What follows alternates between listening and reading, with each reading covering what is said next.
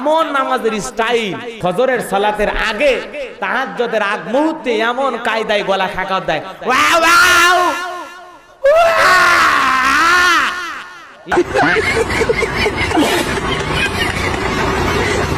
গোবিন্দাগঞ্জে চায়ের দোকানে যাবে, মানুষ কয় চাচা মিয়া রাতের বেলায় ঘুম হয়নি, কই ঘুম হবি, ঘুমের বয়স আছে বাবা, এগুলো বলা হয় না, বলা হয় না, ইবাদত করি, তাহাজ্জুদ পড়ি, তাহাজ্জুদ পড়ি। আমার ভুল হচ্ছে। আমি দেখিলাম এক মুরব্বী এরকম নামাজে দাঁড়ায়া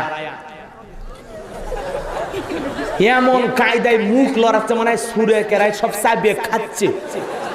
আমি কইছি এই কি নামাজ পড়তেছেন চাচা মিয়া? কোন কি নামাজ? করছে বাবা আমি একটা সুরেও জানি না।